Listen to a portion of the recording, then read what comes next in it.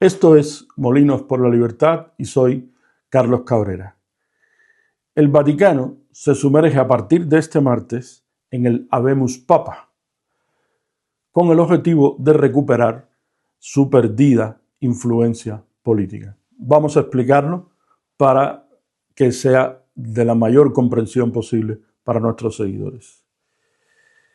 Como se sabe, hoy se inicia el cónclave de cardenales, para elegir a un nuevo papa, que deberá guiar al rebaño católico a su ideal perdido, recuperar la influencia política perdida ante la lógica evolución de la sociedad y los constantes devaneos que arrancan en el Concilio Vaticano II y la imposibilidad de la pretensión de la Iglesia de intentar quedar bien con Dios y con el diablo.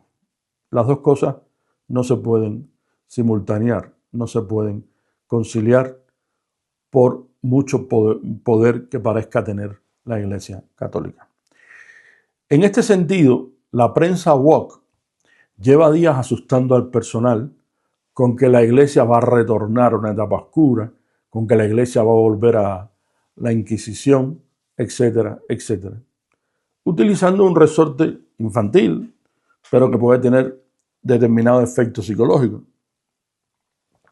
Hablando de 250.000 fieles congregados en la plaza de San Pedro para despedir a Francisco I. Bueno, seguramente que no todos los que estaban allí son siquiera católicos, pero si a un turista en Roma le sorprende la muerte de un papa, sabe que es un acontecimiento histórico y también se acerca. Así que demos por hecho que fueron 230.000 fieles y unos 20.000 turistas, que sería lo más lógico y lo más sensato desde el punto de vista de la aritmética, incluso de la lógica. Desgraciadamente, la prensa de derecha sectaria ha entrado a los juegos, ha vuelto a morder el anzuelo del movimiento woke y ha comprado la idea de que la Iglesia está abogada a elegir entre conservador o renovador, como el Papa Francisco, cuando no es verdad. La Iglesia lo único que está obligada es a ser coherente con su doctrina, con la fe y su lealtad al Espíritu Santo, que según la Iglesia es la que ilumina a los cardenales en momentos cruciales. Hasta ahí.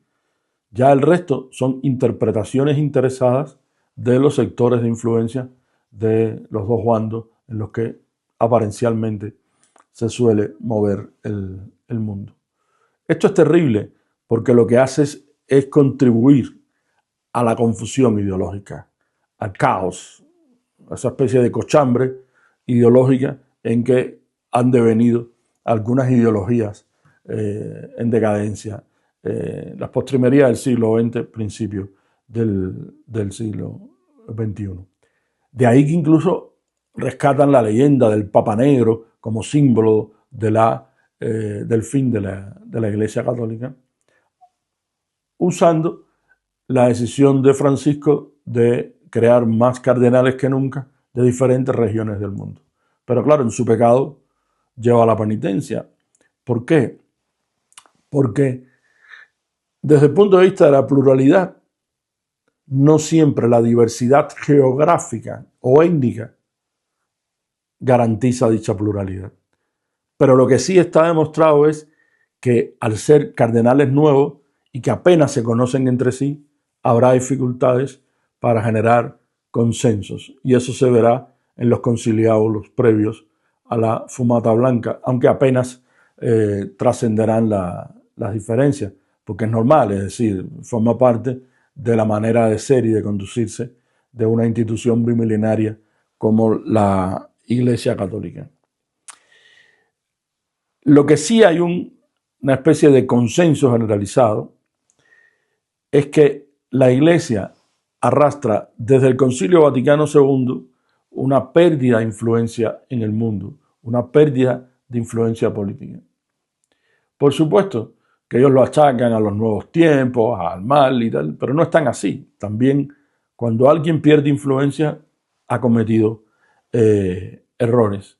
Entonces, todos esos devaneos de diferentes papas con los revoltosos comunistas del siglo XX, que luego se emocionaban con las monjitas caritativas y vendían humo a granel, pues ha pasado factura a la Iglesia Católica. Si el creyente lo que necesita es reconfortarse en sus momentos de dudas y de cuitas, no necesita que le guíen ideológicamente. Eso es un error de la Iglesia. Ahora, ¿cuál es el problema de la Iglesia? Que la Iglesia siente una verdadera pasión, tiene un frenesí con influir políticamente. Entonces, ¿pero cómo le gusta? No mojándose. No. Nosotros somos la Iglesia, nosotros somos otra cosa. Las sotanas no se van a meter en eso. Y entonces lo que hace es que quiere influir, pero desde atrás, sin que se note, sin que se vea, manejando hilos, etc. Recuerdo, a propósito, una anécdota que contaba el difunto cardenal Jaime Ortega, que dijo que cuando llegó a Roma para la elección de Francisco y se reunió después con él, le dijo: la Iglesia no tumba gobiernos. Bueno, hay ejemplos a favor y en contra. Así que no corramos tanto con esas cosas. Y Francisco lo tuvo fácil, es decir, Francisco venía, y su elección obedece a la renuncia de Benedicto XVI, que mucha gente lo podrá interpretar como un acto de cobardía, como un acto de renuncia, pero también es un acto de coherencia, al comprobar él que no tenía fuerzas para reconducir el rumbo que exige la Iglesia, el rumbo que pide a gritos la gente más sensata dentro de la Iglesia Católica. Y la sensatez no es ni de izquierda ni de derecha, es sensatez. Creo que Benedicto XVI dejó un gran legado, no solo como teólogo brillante y coherente, sino de honestidad al medir sus propias fuerzas y ver que no podía. A diferencia de Francisco, que se encaramó en el falso progresismo y empezó a decirle a cada grupo lo que quería oír. Entonces, todos contentos, ninguno satisfecho. Ese fue, grosso modo, el magisterio del Papa Francisco. Ahora, cuando uno no quiere arriesgar en la búsqueda de la influencia política, le puede pasar como le pasó a la Iglesia recientemente por su calculada indiferencia ante los sufrimientos de Cuba y Ucrania, o ante la decisión del Papa de no visitar a España, aprovechando eventos religiosos importantes. Y no cabe ahora aquí, en este vídeo, hablar del enorme servicio de España a la causa católica en tiempos difíciles, no cuando ya todo estaba resuelto. Esos desprecios en política se pagan, pero a nivel doctrinal también, a nivel de feligreses que se alejan también, porque dice: esta no es mi iglesia, este no es mi papa, esto no me representa. Por tanto, lo mejor que podría hacer la Iglesia es sujetarse a la doctrina, a la fe en definitiva, y en su lealtad proclamada al Espíritu Santo, que es quien debe iluminar a los cardenales desde hoy hasta que la fumata blanca se eleve hacia el cielo de Roma. No hace falta buscar fuera de la Iglesia nada, ahí está todo. Insisto, si es que quieren tener un gesto de sensatez, quieren volver a la cordura, a la coherencia. Por tanto, hay que tener en cuenta que el nuevo Papa no lo tendrá fácil. Primero por la propia dinámica interna, pero es que también el Papa será Papa en un mundo que está desquiciado por los excesos del capitalismo financiero.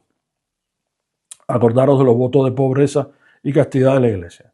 El comunismo del siglo XXI y los propios vivaqueos del Papa con congregaciones como el islamismo, que tienen un gran problema, que es su vinculación del ala más radical con el terrorismo. Esto es para empezar, pero aparte de eso tiene un problema demográfico importante, problemas migratorios, narcotráfico, estados en desarticulación o al borde de la implosión por su incapacidad para resolver los problemas de los ciudadanos. No es fácil, diría un cubano. Claro que no es fácil, no hay ningún reto que sea fácil.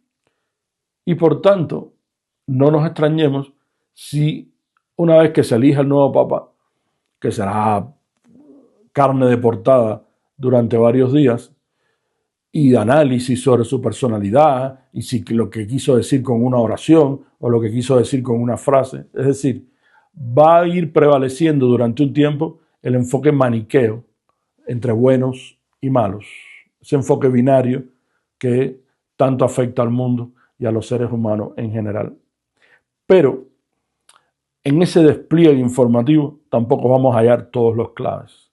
Ni siquiera cuando avancen los días y conozcamos a los cardenales que van a desempeñar los próximos dicasterios, que son como los ministerios católicos.